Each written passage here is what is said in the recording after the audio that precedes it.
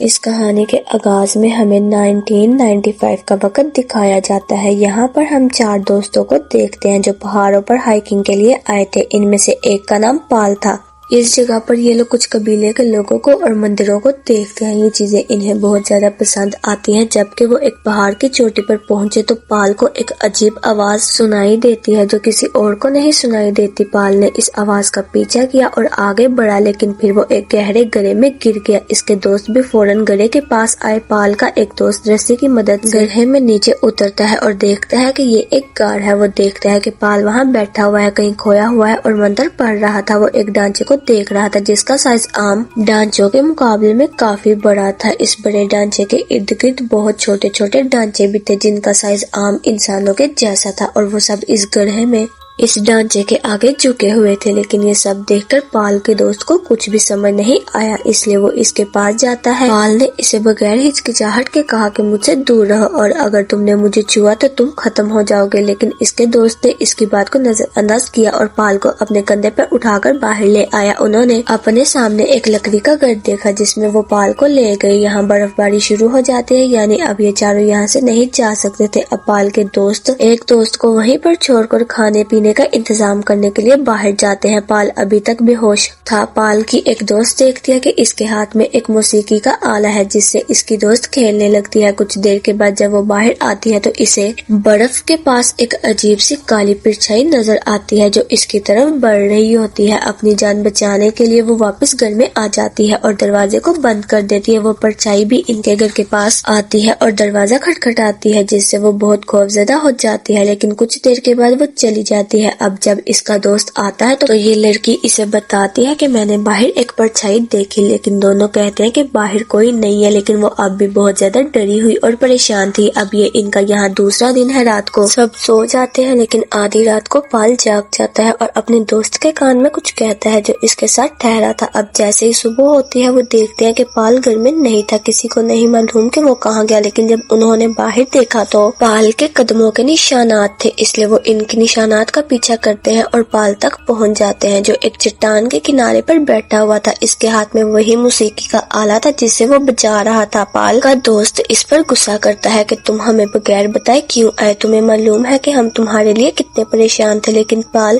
جواب نہیں دیتا بلکہ ایک منتر پڑھنا شروع کر دیتا ہے۔ اب جیسے ہی یہ ہوتا ہے اس کا وہ دوست جس کے کان میں اس نے کچھ کہا تھا اپنا قابو کھو بیٹھتا ہے۔ وہ اپنے دونوں دوستوں پر حملہ کرتی ہے اور انہیں ختم کر دیتی ہے۔ پھر وہ پال کو بہت غور سے دیکھنے لگتی ہے۔ پال بھی اسے دیکھ رہا تھا، جس کے بعد اس کی دوست خود کو بھی ختم کر لیتی ہے۔ ایسا لگ رہا تھا جیسے پال نے ان تینوں کو ختم کر دیا ہو۔ کہانی یہاں سے 23 سال آگے بڑھتی ہے اور ہم 2080 میں آتے ہیں۔ یہاں ہم ایک آدمی جیمس کو دیکھتے ہیں جس کی بیوی اور بیٹے کا کار ایکسیڈنٹ میں خاتمہ ہو گیا تھا، مطلب وہ مر گئے تھے، جس کی وجہ سے وہ اکیلا رہ گیا۔ وہ ایک سیکیورٹی شاپ چلاتا تھا لیکن وہ اپنی فیملی کو بہت یاد کرتا تھا۔ وہ اپنے گھر سے باہر نہیں آ رہا۔ اب جیمس ایک ہوٹل جاتا ہے جہاں وہ اپنا برتھ ڈے کوپن دکھاتا ہے، حالانکہ آج اس کا برتھ ڈے نہیں تھا۔ کوپن پر دی گئی تاریخ 3 دن پرانی تھی، لیکن پھر بھی ہوٹل والے اس کا کوپن قبول کرتے ہیں اور اسے مفت کھانا دیتے ہیں۔ اس کے بعد جب جیمس گھر آتا ہے تو اس کی دوست کی بیٹی جس کا نام امانڈا تھا اس سے ملنے کے لیے آتی ہے۔ دونوں ایک دوسرے کے ساتھ اپنا غم بانٹتے ہیں کیونکہ آج امانڈا کے والد اور جیمس کی بیوی اور بیٹا مر گئے تھے۔ جیمس امانڈا کی ماں کو بھی جانتا ہے اور اب امانڈا جیمس کو اپنا والد مانتی ہے۔ وہ جیمس کو بتاتی ہے کہ اپنے والد کی موت کے بعد وہ مکمل طور پر ٹوٹ گئی ہے، لیکن پھر میں نے سمجھا کہ یہ پوری دنیا صرف ایک خیال ہے، یہ حقیقت میں نہیں ہے۔ حقیقت صرف ہمارے خیالات میں ہے۔ جس چیز کے بارے میں ہم زیادہ سوچتے ہیں، جس پر ہم زیادہ دھیان دیتے ہیں، وہی چیز اصل میں ہمارے ساتھ ہوتی ہے۔ یہ کہنے کے بعد امانڈا وہاں سے چلی جاتی ہے۔ اگلی صبح ہم امانڈا کی ماں کو دیکھتے ہیں۔ جب وہ اس کمرے میں جاتی ہے تو امانڈا وہاں نہیں ہوتی۔ ماں اسے باتھ روم میں دیکھنے جاتی ہے جہاں امانڈا نہیں ہوتی۔ ایک بیگام آئینے پر لکھا ہوا تھا "The empty man made me do it", یعنی خیالی آدمی نے مجھے یہ کروایا۔ لیکن امانڈا کی ماں کو یہ بالکل بھی سمجھ نہیں آتا تو وہ جیمس اور پولیس کو فون کرتی ہے۔ پھر جیمس اس کی تحقیقات شروع کرتا ہے۔ اسے امانڈا کے کمرے سے ایک انسٹیٹیوٹ کا پیمفلٹ ملتا ہے جس کے پیچھے لکھا ہوا تھا کہ ٹلپا۔ تو اگلے دن وہ اسکول جاتا ہے اور امانڈا کی دوست سے ملتا ہے۔ جب امانڈا کی دوست جیمس کی گاڑی میں بیٹھتی ہے تو وہاں پر ایک سایہ دیکھتی ہے جو اسے بہت زیادہ ڈراتا ہے۔ پھر وہ بتاتی ہے کہ 2 دن پہلے ہم سب امانڈا کے ساتھ ایک پول پر گئے تھے، جہاں امانڈا نے ہمیں ایک خیالی آدمی کے بارے میں بتایا اور کہا کہ وہ یہاں کی ایک بہت پرانی کہانی ہے، یعنی وہ حقیقت میں نہیں رہتا، وہ صرف لوگوں کے خیالات میں رہتا ہے، اور جو لوگ اس پر یقین کرتے ہیں اپنے خیالات میں اسے دیکھتے ہیں۔ پھر وہ ان سے ضد کرتا ہے، جو لوگ خیالی آدمی پر یقین کرتے ہیں اس کی عبادت بھی کرتے ہیں اور وہ ان کی خواہشات بھی پوری کرتا ہے، وہ لوگ سب اس پر مکمل یقین کرتے ہیں۔ پھر اس کی دوست بتاتی ہے کہ امانڈا نے یہ بھی کہا کہ شام کو اگر آپ ایک خالی بوتل میں جو پل پر پڑی ہوئی ہے پھونک مارتے ہیں اور خیالی آدمی کے بارے میں سوچتے ہیں تو وہ آپ کی زندگی میں شامل ہو جاتا ہے۔ پہلے دن آپ صرف اس کی آوازیں سنیں گے، دوسرے دن آپ اسے دیکھیں گے اور تیسرے دن وہ آپ کو خود ڈھونڈ لے گا۔ اب امانڈا کی درخواست پر بوتل میں پھونک مارنے کے ساتھ ہم نے خیالی آدمی کے بارے میں بھی سوچا۔ اس کے بعد ہمیں ایک بہت ہی عجیب آواز سنائی دیتی ہے اور پھر اگلے دن میں نے امانڈا کو ایک دوست کے کان میں کچھ کہتے ہوئے دیکھا۔ اب امانڈا کی دوست اپنے تمام دوسرے دوستوں کے پتے دیکھ کر یہاں سے چلی جاتی ہے۔ جیمس ان تمام دوستوں کے گھر پر جاتا ہے لیکن اسے کوئی بھی نہیں ملتا، لیکن ایک دوست کے گھر اسے وہی انسٹیٹیوٹ کا پمفلٹ ملتا ہے جو اسے امانڈا کے گھر پر بھی ملا تھا۔ اس کے بعد جیمس اسی پل پر جاتا ہے جہاں ان تمام دوستوں نے بوتل میں پھونک ماری تھی اور خالی آدمی کے بارے میں بھی سوچا تھا۔ یہاں جیمس کو بھی ایک خالی بوتل ملتی ہے جس میں وہ بھی پھونک مارتا ہے اور خیالی آدمی کے بارے میں سوچتا ہے، لیکن جب وہ جانے لگتا ہے تو اسے ایک پل کے نیچے سے کوئی آواز آتی ہے تو وہ ایک سوراخ کے ذریعے پل کے نیچے جاتا ہے اور دیکھتا ہے کہ امانڈا کے تمام دوستوں کی لاشیں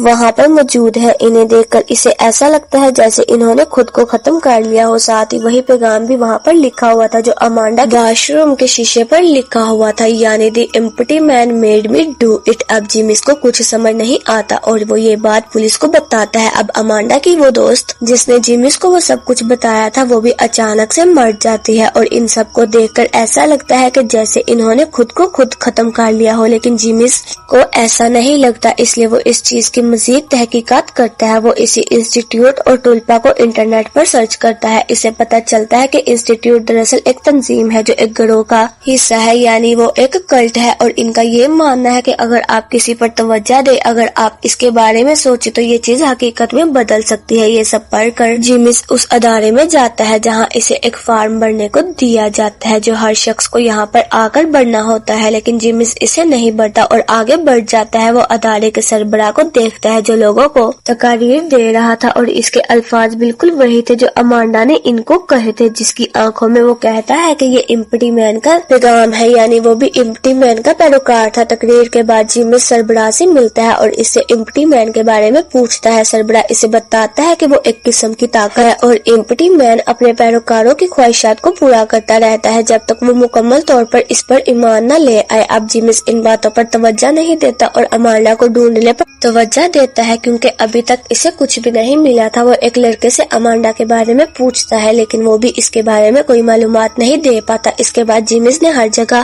امانڈا کو تلاش کرنا شروع کر دیا۔ اس نے کچھ لوگوں کو ایک جگہ بیٹھا دیکھا جو ایک سیاہ کاغذ کو بہت دھیان سے دیکھ رہے تھے، ساتھ ہی وہ ریکارڈنگ بھی سن رہے تھے، لیکن جیمس کو یہ سب کچھ سمجھ نہیں آتا کہ وہ کیا کر رہے ہیں۔ وہ ایک کمرے میں بھی گیا جہاں بہت سے لوگ کرسیوں پر بیٹھے تھے اور وہ ایمپٹی مین کو پکار رہے تھے، لیکن یہاں سے جیمس کو نکال دیا جاتا ہے۔ اب جیمس نے وہی لڑکے کو دیکھا جس سے اس نے امانڈا کے بارے میں کچھ دیر پہلے پوچھا تھا، تو وہ اب بتاتا ہے کہ امانڈا کو تربیت کے لیے دوسرے کیمپس میں بھیج دیا گیا ہے جو کہ جنگل میں ہے، اور اگر آپ اسے ڈھونڈنا چاہتے ہیں تو وہاں پر جائیں، اور بہتر ہوگا کہ آپ ان لوگوں سے دور رہیں کیونکہ یہ سب بہت خطرناک لوگ ہیں۔ اب جیمس کو کسی بھی طرح اپنے دوست کی بیٹی امانڈا کو تلاش کرنا تھا، تو وہ اسی جنگل میں جاتا ہے۔ وہ ایک کیبن پاتا ہے جس میں بہت ساری فائلیں پڑی ہوئی تھی، ان میں سے ایک امانڈا اور جیمس کی تھی، لیکن جیمس کی فائلیں بالکل خالی تھی۔ جیمس دوسرے کمرے میں گیا جہاں بہت ساری ویڈیو کیسٹس پڑی ہوئی تھی۔ اس نے ان میں سے ایک ویڈیو کو چلایا اور دیکھنا شروع کر دیا۔ یہاں کچھ لوگ ایک آدمی پر عجیب قسم کا تجربہ کر رہے تھے، اس کے بعد اس پر جادو بھی کیا گیا۔ ایسا لگ رہا تھا جیسے وہ کسی کو اس آدمی کے اندر لے آنا چاہ رہا ہو، اور پھر اگلے لمحے وہ اس آدمی کو اندر آ جاتا ہے۔ اب جیسے ہی رات ہوتی ہے جیمس کو بہت سی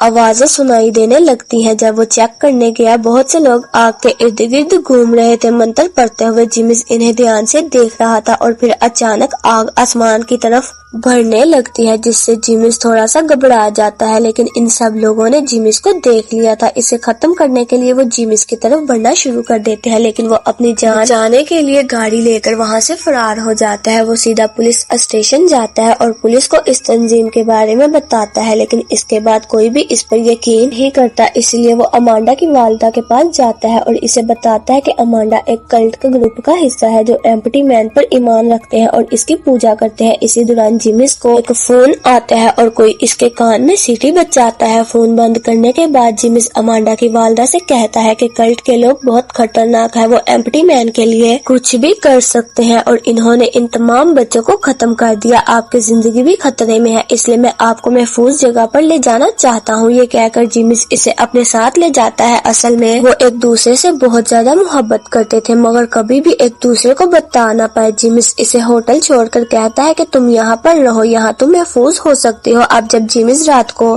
سو رہا تھا تو خوف سے اس کی آنکھیں کھل جاتی ہیں، وہ دیکھتا ہے کہ ایک سایہ اس کی طرف آ رہا ہے۔ جیمس اسے ختم کرنے کی کوشش کرتا ہے لیکن سایہ غائب ہو جاتا ہے۔ اگلے دن جیمس ادارے کے باہر پہنچتا ہے، وہ دیکھتا ہے کہ وہ لڑکا جس نے اسے امانڈا کے بارے میں بتایا تھا وہ کچھ لوگوں کے ساتھ کہیں پر جا رہا تھا۔ جیمس اس کا پیچھا کرتا ہے، وہ لوگ ایک ہسپتال پہنچتے ہیں، پھر جیمس بھی ان کے پیچھے اندر جاتا ہے۔ وہ دیکھتا ہے کہ وہ تمام لوگ ایک آدمی کے سامنے لیٹے ہوئے تھے جو بستر پر پڑا ہوا تھا، وہ کئی سالوں سے کوما میں ہے۔ جیمس کو کچھ بھی سمجھ نہیں آتا، اس لیے جب وہ لڑکا باہر آتا ہے تو جیمس اسے پکڑ لیتا ہے اور اسے بہت بری طرح مارتا ہے اور پوچھتا ہے کہ تم نے مجھے جنگل کیوں بھیجا؟ پھر وہ لڑکا بتاتا ہے کہ میرے گروہ نے مجھے اس جنگل میں آپ کو بیچنے کو کہا۔ جیمس بسترے پر پڑے آدمی کے بارے میں پوچھتا ہے، پھر لڑکا بتاتا ہے کہ ایمپٹی مین ہم میں سے ایک آدمی کے ذریعے بات کرتا ہے، لیکن جیمس کو کچھ بھی سمجھ نہیں آتا، اس لیے وہ اگلے دن دوبارہ اسی ادارے میں واپس جاتا ہے۔ وہ اب اس جگہ پر جاتا ہے جہاں تمام فائلیں رکھی ہوئی تھی، وہاں فائل نمبر 14 پاتا ہے جو سب سے الگ تھی، اور جب جیمس نے یہ فائل کھولی وہ مکمل طور پر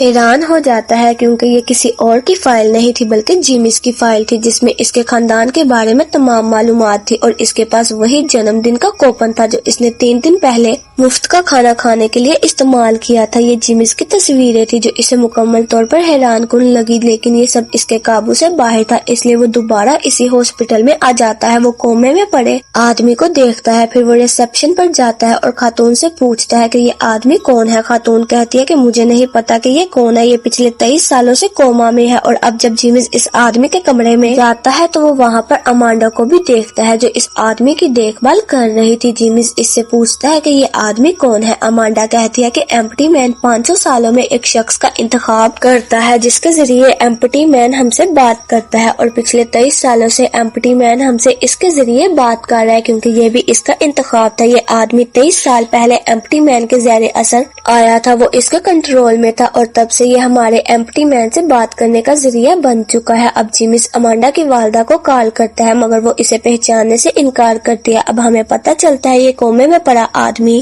کوئی اور نہیں بلکہ دراصل وہی پال ہے جس کو ہم نے اس فلم کے آغاز میں دیکھا تھا، جو اپنے 3 دوستوں کے ساتھ ہائیکنگ پر آیا تھا۔ امانڈا جیمس کو بتاتی ہے کہ یہ اس کا جسم بالکل کمزور ہے، تو اب ہمیں ایمپٹی مین کے لیے ایک نیا جسم چاہیے، یعنی ایک نیا ہوسٹ جس میں وہ اپنے پیاروں سے بات کر سکے، ان کی خواہشات کو پورا کر سکے جن کی ہم عبادت کرتے ہیں۔ اور ہاں، اس کے نئے جسم کے لیے جیمس ہم نے تمہیں منتخب کیا ہے۔ تمہارے ذہن میں جو یادیں ہیں تم جو سمجھتے ہو حقیقت میں نہیں بلکہ وہ بالکل جھوٹی ہیں، کیونکہ وہ یادیں تمہارے لیے ہم نے خود بنائی ہیں۔ حقیقت میں ایسا کچھ بھی تمہارے ساتھ کبھی نہیں ہوا کیونکہ ہم نے تمہاری زندگی بھی بنائی ہے۔ کہو کہ ہم نے تمہاری جیمس کے کردار کو مکمل طور پر ایمپٹی مین کے لیے بنایا ہے، اس لیے میری ماں نے تمہیں نہیں پہچانا کیونکہ وہ تمہیں نہیں جانتی، تم نے کبھی اس کے ساتھ وقت نہیں گزارا، اور جو تم نے سوچا کہ میری ماں اور تم ایک دوسرے سے محبت کرتے ہو وہ یادیں میں نے تمہارے دماغ میں بنائی کیونکہ ایمپٹی مین کے لیے نئے ہوسٹ کے لیے اس کے اندر ایسے جذبات، دہشت اور شرمندگی ہونا بہت ضروری ہے کیونکہ وہ جسم ایمپٹی مین کے لیے کامل ہوتا ہے جس میں ایمپٹی مین سما سکتا ہے، کیونکہ یہ جذبات اس شخص کو طاقتور بناتے ہیں، اس لیے وہ شخص ایمپٹی مین کو برداشت کر سکتا ہے، اور ایسے جسم کو ٹلپا کہتے ہیں۔ اور اب تم ہمارا نیا ٹلپا بن گئے ہو۔ اور اب جیمس تکلیف میں مبتلا ہو جاتا ہے، اس کا دماغ مکمل طور پر اس جگہ پر چلا جاتا ہے جہاں 23 سال پہلے پال اس ڈھانچے کے سامنے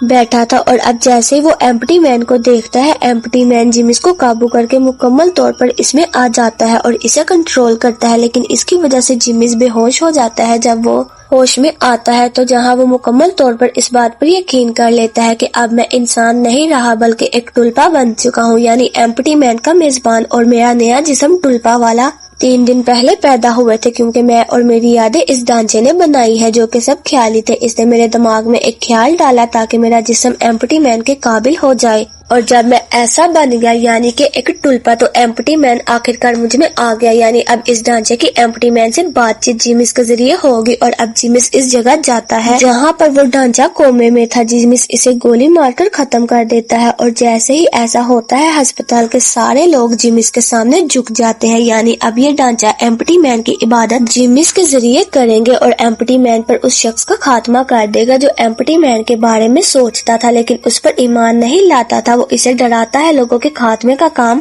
ایمپٹی مین تب سے کر رہا تھا۔ اب جیمس کا کردار کچھ ایسا بن گیا تھا کہ ایمپٹی مین کے خاتمے والوں نے جیمس کے کردار کو اپنے دماغ میں رکھا اور پھر اسے دنیا میں لے آئے، پھر انہوں نے اس میں یادیں ڈالی تاکہ وہ ایمپٹی مین کے لیے مکمل ہو جائے۔ اب جب جیمس کا جسم کمزور ہو گیا تو وہ اپنے دماغ میں میزبان کے لیے کسی کو تخلیق کرے گا اور اسے دنیا میں لا کر ایمپٹی مین کے ساتھ بات چیت کے ذریعے اسے بنا دے گا، اور اس کا سفر ہمیشہ اسی طرح جاری رہے گا، اور اسی طرح یہ فلم بھی یہیں پر ختم ہو جاتی ہے۔ ہم آپ کو ملتے ہیں نیکسٹ ویڈیو میں انشاءاللہ۔ اللہ حافظ۔